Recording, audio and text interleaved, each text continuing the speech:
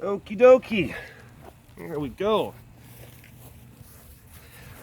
Hi, my name is Derek. On the internet, I'm known as BigCatDerek. It's because I've got some big cat friends, and I've been asked by a lot of people online if I would comment about the incident that happened over in Zimbabwe with Cecil. Other people have been calling him Cecil. I look at it, I see Cecil, so I'm just going to say Cecil, although it's probably pronounced Cecil. But a lot of people have been asking me, what's your opinion on this? And I wanted to make sure that before I started talking about it, that I was educating myself, that I was making myself as aware as I possibly could be, so that I wasn't talking out of turn or saying anything that was misinformed, because there are a lot of nuances to this whole issue and what happened. But before we get into some of those different things, let's just lay out specifically what happened. Hi, Bug. There we go. It was an American hunter from Minnesota. His name is Walter Palmer. He's a dentist from Minnesota. He went to Zimbabwe, paid $50,000 for a license to be able to hunt lion. He had 2 guides with him, and he used a bow and arrow under the protection of the 2 guides. Now, things get a little bit squirrely, because what they ended up doing was they went to the edge of Hwange National Park in Zimbabwe, which is a protected area. They used meat on a truck to lure Cecil out of the park. Mr. Palmer shot Cecil with his bow and arrow and didn't kill Cecil right away. Cecil ended up lingering on for 40 hours after that. He ran away, and then the hunters tracked him down, and then they dispatched him with a rifle. And come to find out that Cecil was also part of an Oxford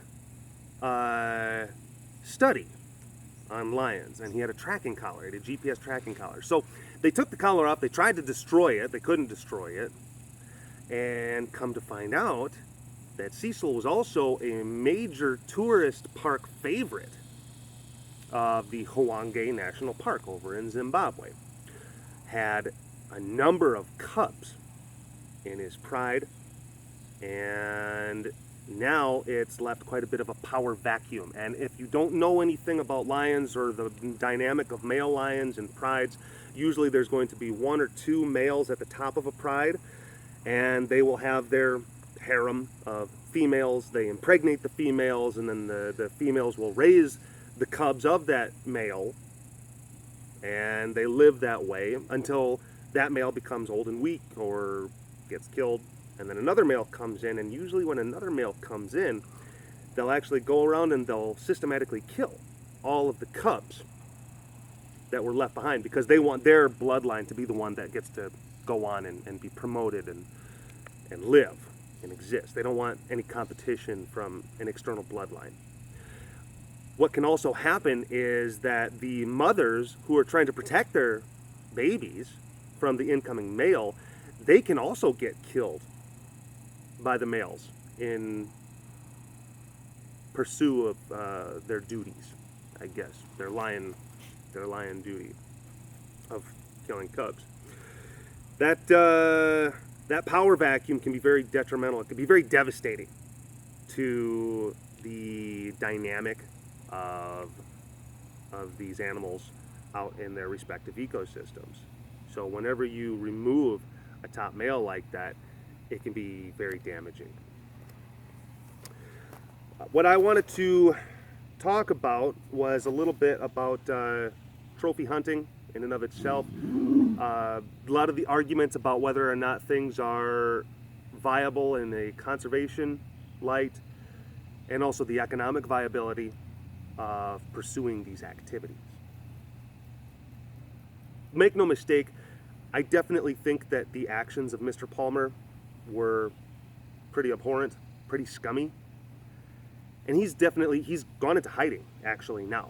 He's gone into hiding. U.S. Fish and Wildlife is actually looking at him, or trying to find him, because there was a massive backlash on social media.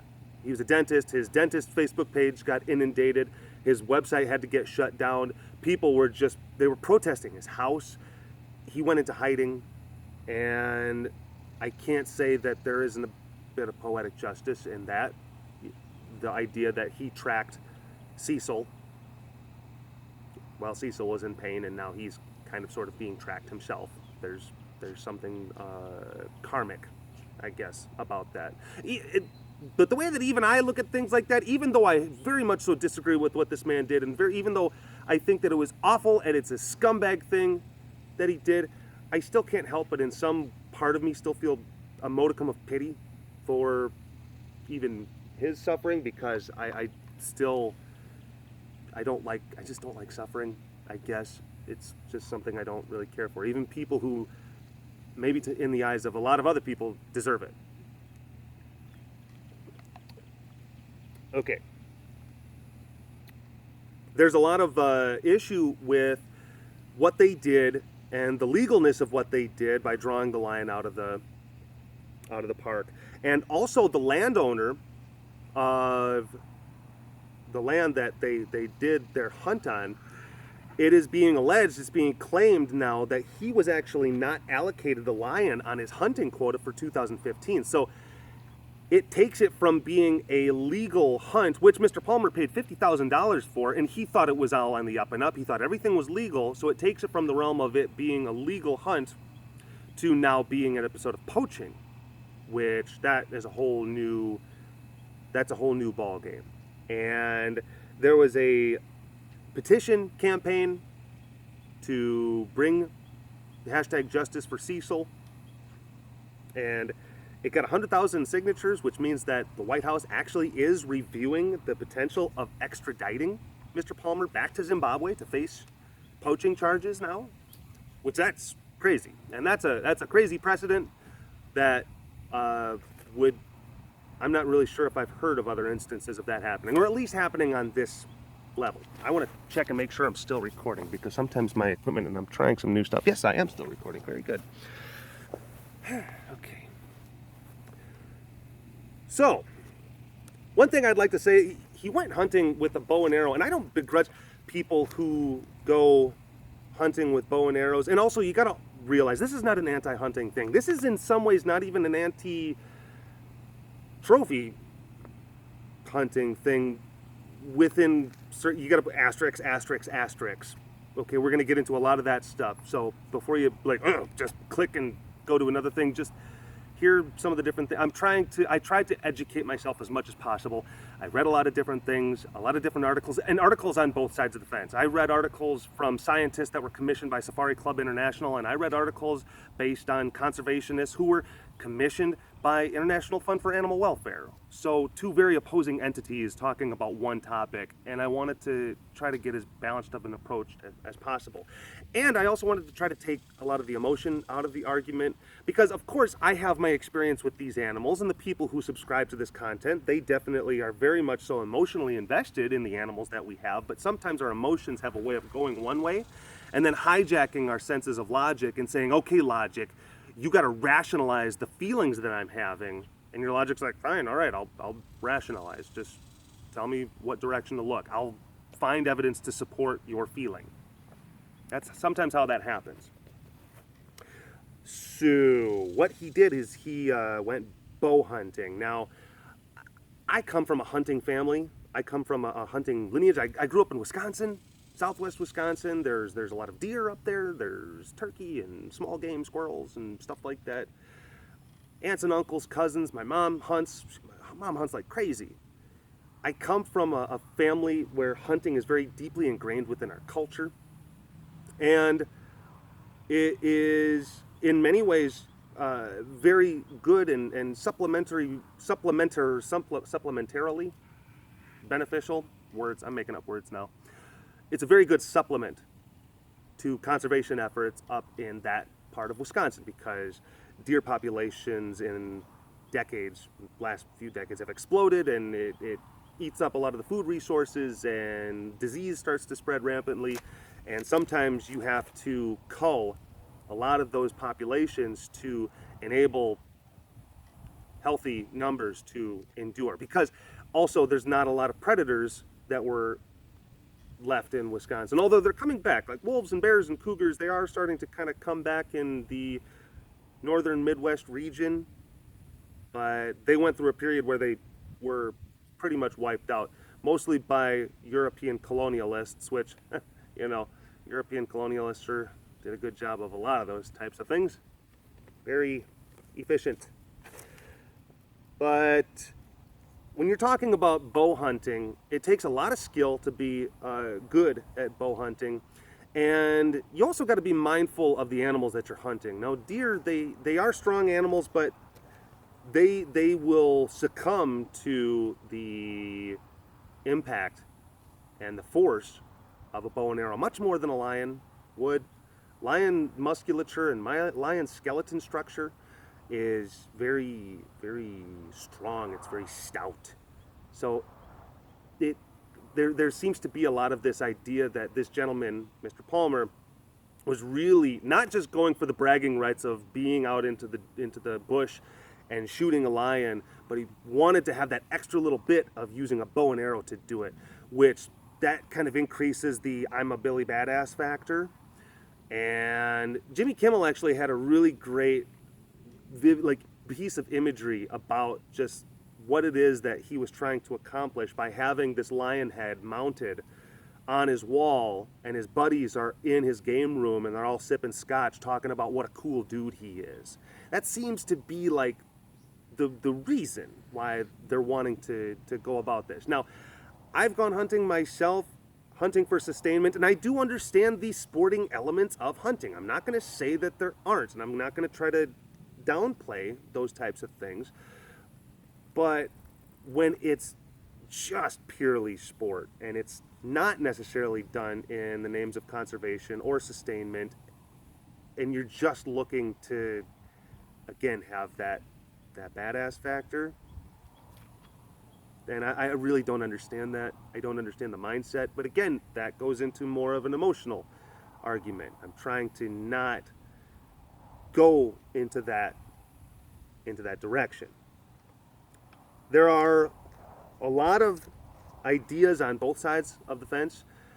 On the pro hunting side, on the pro trophy hunting side, they have talked about the programs that they have out in Africa where, let's see, like articles that I've read about trophy hunting actually being able to help conservation and aid in conservation. Well, let's look into that a little bit. One of the big ones that in recent memory, there was a Dallas Safari Club. They had, what was it? They went to Namibia to hunt a black rhino, and they had an auction for a tag, and it ended up going for $350,000. Just this one tag to shoot one rhino that had been determined to be a problem rhino. And actually, Ben Carter, executive director for Dallas Safari Club, said there's a biological reason for this hunt. It's based on a fundamental premise of modern wildlife management. Populations matter, individuals don't. By removing counterproductive individuals from a herd, rhino populations can actually grow. And what he's talking about is taking wildlife managers and they're picking out a rhino that is old or past breeding age, which, I mean, I don't know, I've heard of dudes having kids up into their 90s. And I don't know how the idea that I'm trying to make a joke about dudes not being able to get to breeding age or past breeding age, and it's just failing miserably. So yeah. But they're saying that the wildlife managers, they've been noticing that there's a bad rhino out there. Maybe the rhino is charging people, or it's possibly even trying to hurt or kill or injure juvenile rhinos or young rhinos. So it's a counterproductive rhino to the rest of the herd. And that rhino's a dick, and that rhino's got to go. And that's kind of the mindset that they use. And again, there can be instances where conservation-based hunting, I do believe, is a very viable concept. Very viable concept.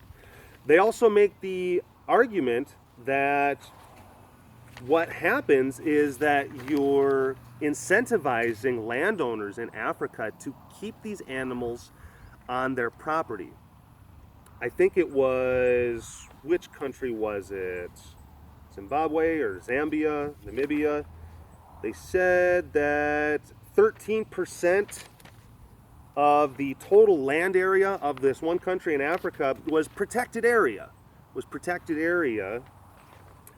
And by allowing trophy hunting, limited managed trophy hunting to take place or occur, that the total managed land area ended up swelling to 2, 3, 4 times the amount because private landowners were now acting as wildlife managers in their own right, because they want to have animals on their land that the hunters then can come in and selectively hunt.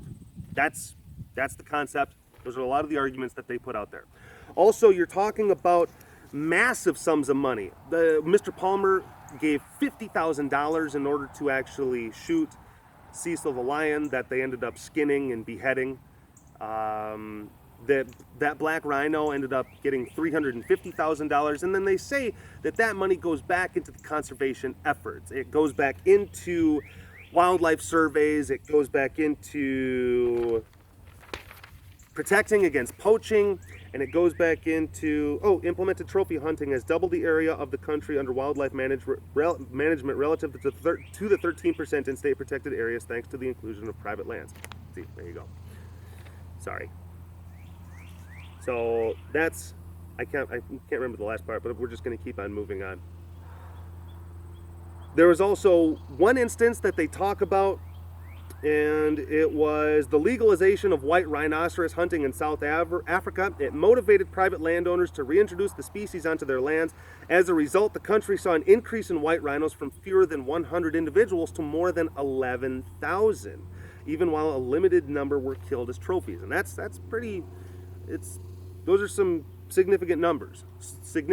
But then there are some people who then also, in the same article, they made the case, well, what sort of message does that send? Can the message that an auction for the hunting of an endangered species like the black rhino possibly be reconciled with the competing message that the species requires saving? And also it makes the idea that these species are only going to be valuable if they're dead. So that's another thing that you have to talk about. Also, the biggest threat to these animals is it's not trophy hunting. It is actually going to be habitat loss, and it's going to be poaching. Those are the biggest. Habitat loss, human-animal conflict, like retaliatory type killing, or animals that cause a ruckus in rural areas, and then poaching. Those are the big ones. So sanctioned managed trophy hunting is very low on the list. I think it is 745 rhinos were killed due to illegal poaching in 2012 in Africa. Approximately 2 rhinos each day. And that was in South Africa. There's 5 non-breeding rhinos that Namibia allowed to be hunted each year. It seemed kind of paltry in comparison. That's what this article is saying. And a lot of this stuff on a conceptual level, on a theoretical level, sure, absolutely. It definitely makes sense.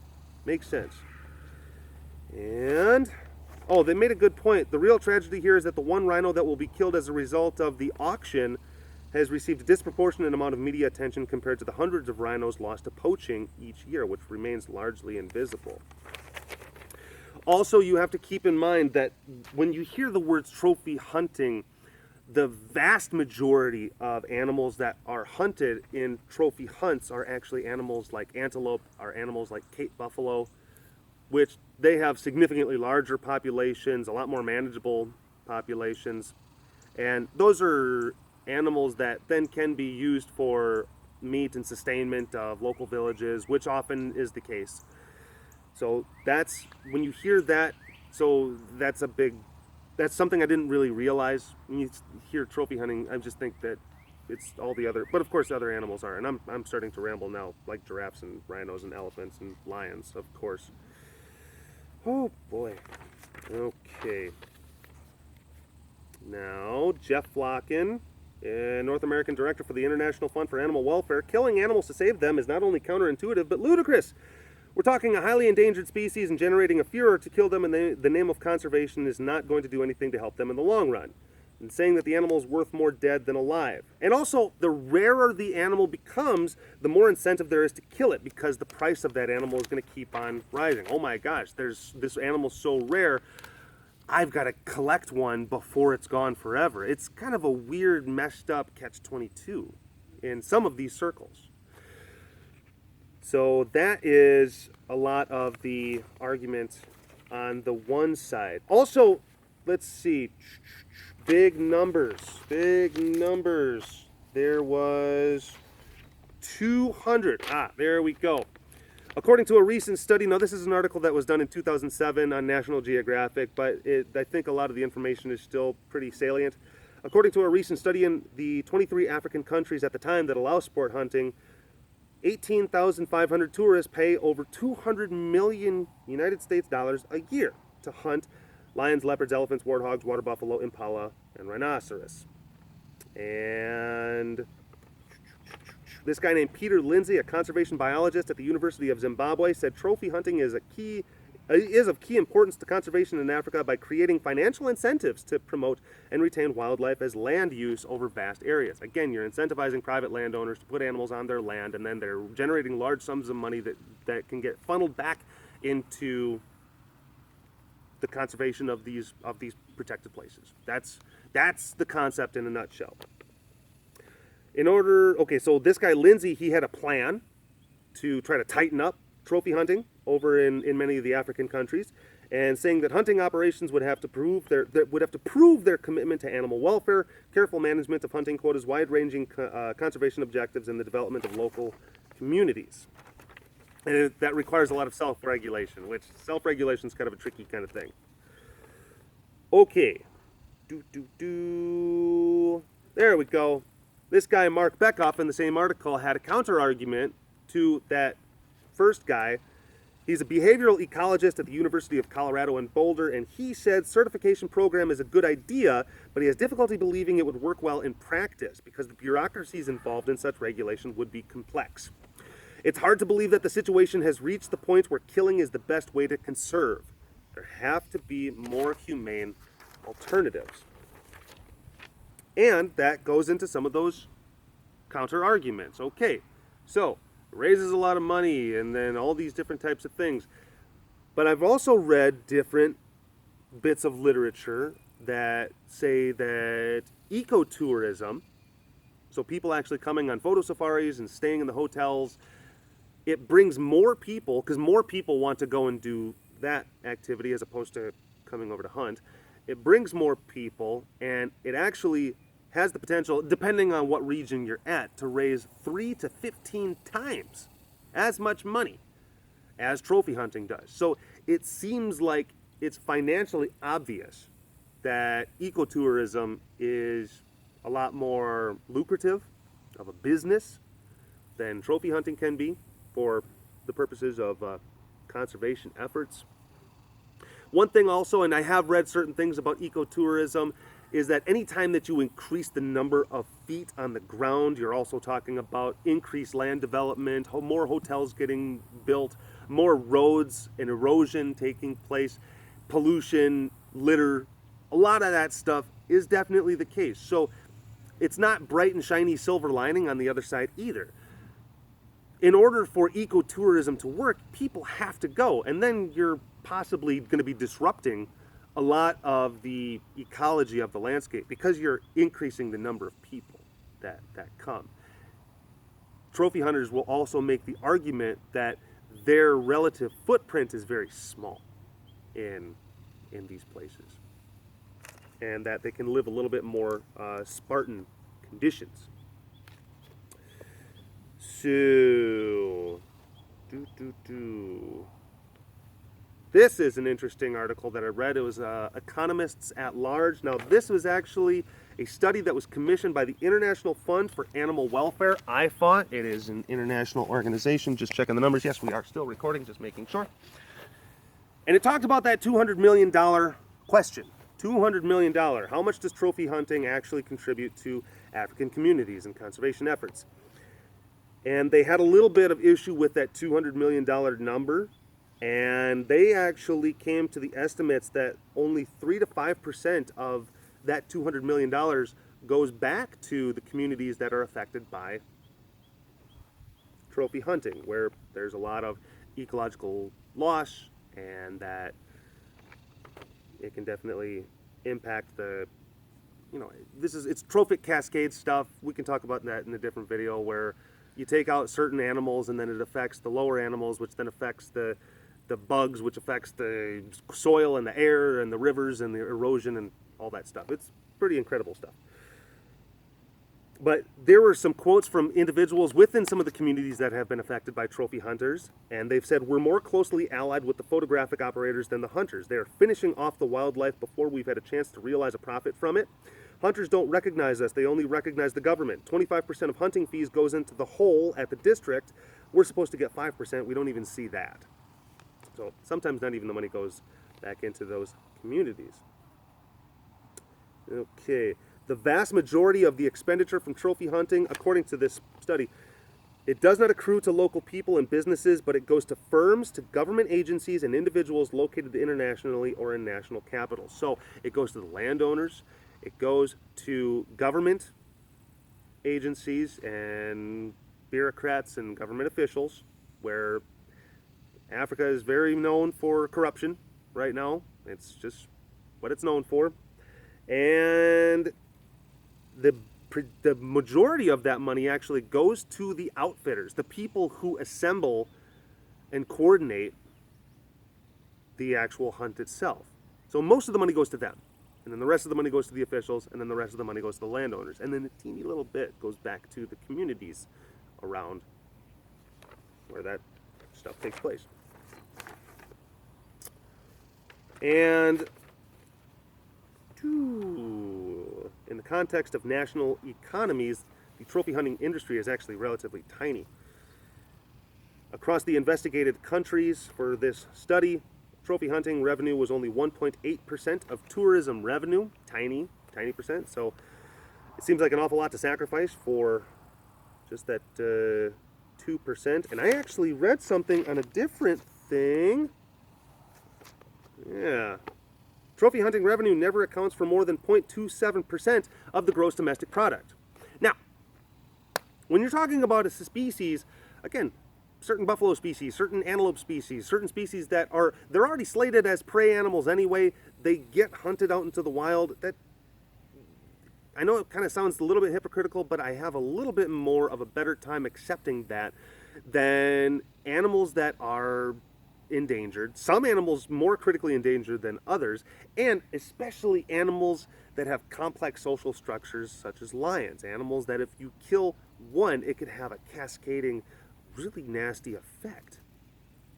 And also, the argument has been made, that trophy hunting can oftentimes act as a smokescreen for poaching. And when you're talking about countries, again, that are rife with corruption, that are very large, that have little infrastructure, that have little government oversight, because they just don't have the logistical overhead to be able to accommodate government oversight, it's difficult to tell what's poaching and then what's not. Those gunshots I heard on the horizon, I think we issued some permits. I guess they're taking care of things. There's also numerous instances that I've read about hunters going over there, giving bribes to local officials to basically ignore quotas, just to shoot whatever it is that they want. So one of the biggest things that goes against trophy hunting of at least species that need better conservation management, I'm talking about like rhinos, elephants, lions, animals that are threatened. When you're talking about trying to incorporate the Ducks Unlimited philosophy to sometimes third world nations, it's not necessarily a good way to go about things. That's just my opinion. The Ducks Unlimited is a great organization. That's here in North America. It's a conservation organization, it's a hunting organization, and they've done tremendous work at promoting wildlife conservation and, again, making their unlimited ducks for people to shoot some ducks. It works here because we're talking about first world nations, we're talking about first world infrastructure. We're talking about a very strong system of wildlife conservation management, Department of Natural Resources officials, and lots of administrative overhead to ensure that the numbers are valid and that they're actually being managed properly. When you go over to a lot of these countries in Africa, that's just not the case. It's just not the case. A lot of times the conservation is a little bit shaky, and then the money that goes to it kind of goes into people's pockets and maybe not funneled to those appropriate avenues. That's one of the reasons why whenever I do a lot of this research type stuff, some of the biggest problems that we have as far as wildlife is concerned, habitat loss, poaching, all of these things, a lot of it can actually get traced back to questions and issues of poverty. Poverty and people that are desperate and basically wanting to feed their families and willing to do a lot of different things in order to do that. Their priorities are not dying, protecting their families, and then way down here it's going to be wildlife. And that's a fact, and you can't begrudge certain people for doing that. But what we can do right now is try to influence some of the people that kind of go over and do some of that stuff. Another thing that I didn't realize is that 60% of all lion trophies that come from Africa or that are exported out of African countries that allow for lion hunts come to America. So this is also a very uniquely American issue. And this is regulated by CITES. It's regulated by the U.S. Fish and Wildlife Service. So this is definitely a very American, America kind of thing that we've got to think about. Let's see. Some of the other things that we're talking about. Yeah, 62% of trophies from these kills are imported into the United States. Allow for only this, blah, blah, blah. IFA, Rod Campbell, a fraction of the gross domestic product. That's why a lot of these people, they're wanting to list lions under the Endangered Species Act, because then that would actually cut the ability for trophy hunters to go over and legally bring their trophies back to the United States. That's one way that the politics over here can actually influence the behavior abroad. Cecil the Lion. I got to go over my notes. Sorry, I got to make sure that I'm hitting all the different points so that I hit all the different things. Okay, destabilization, infanticide, I talked about that. Oh, also, a lot of times when you're talking about lions, especially like trophy hunting, and keep in mind, again, trophy hunting of lions only accounts for a small fraction of trophy hunting. Most trophy hunting, again, is more manageable species, so you want to make sure that you're ingesting the word trophy hunting with a grain of salt. Trophy hunting of lions can be very counter-evolutionary because the trophy hunters are going to be looking for the biggest, the baddest, the best manes. They're looking for the lions with the best genes. And when you remove the best genes from the gene pool, that does nothing good for the conservation viability in the gene pool of the lions that are then left. Mentality of trophy hunting versus sustenance hunting. Okay, corruption, smokescreen for poaching, infrastructure problems. Yep, who do the funds benefit? Yep, talked about those things. Hunting is a timeless tradition. Hunting is a timeless tradition. Sometimes these things turn into turkey shoots. Not so much of a good tradition, I don't think. Sometimes hunting is good, sometimes hunting is not. Age verification after death. Yeah, that's another kind of thing that I read about, that sometimes when they're talking about animals that wildlife managers designate as animals that need to be taken out, such as lions or rhinos that are, labeled as problem. Sometimes, not all the time, but sometimes what will happen is that they'll shoot them and then they have to go and verify that that's the actual lion or the rhino that was the problem animal after death, which that's kind of messed up. The U.S. Fish and Wildlife Service had a quote, money accrued from trophy hunting of black rhinos has been used to fund annual black rhino counts, improve rhino crime investigation and prosecute and ensure the traceability of all rhino horn owned by Namibia. Yeah, again, that's an issue of infrastructure, of corruption, of whether or not they're actually able to sustain and manage this complex of an issue. Here's a final-ish thought. Trophy hunting depends on effective state regulation and extensive scientific monitoring of animal populations. Neither is feasible in Africa. that's one of the big things that gets to me. Again, trying to take emotion out of the argument about whether or not, like, I look into the eyes of these animals and I see my soul reflecting back to me. I'm not trying to do that. I'm not trying to be that guy. But what I'm trying to do, is there a conservation viability? Is there an economic viability? And it does seem like there are other alternatives. There's better options, especially for animals that are critically endangered or threatened, or they need to have their numbers more protected. Again, I'm not against hunting, okay? I come from a hunting family, I come from a hunting lineage, and I do understand the conservation importance of hunters, okay? But trying to say the conservation-based hunting that works in some place and then applying it over to another place, it doesn't quite add up, at least not to me, based on the things that I've read. So a lot of people asked what my opinion was regarding this whole event. There you go. That's my opinion. Hopefully you enjoyed it. Oh, also, this is a conservation equation. I was trying to film this thing the other day, and I was making it the first segment of a Walk Around the Compound webcast, and I was babbling and saying a lot of ums, and it was way too long. So this is actually the second time that I've tried to do this. I think it went a lot better the second time around.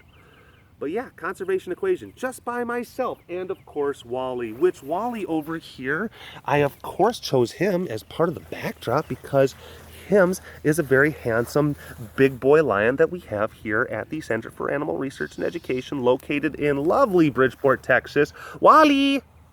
Wally! Wally, Wally, Wally! Wally, Wally, Wally! Wally!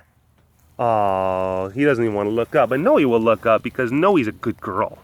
Noe's a very good girl. All right, folks. Well, thank you very much for sticking along with me up until this point. And hopefully you learned something. I know I did by doing the research that I did. So take care. Bye-bye.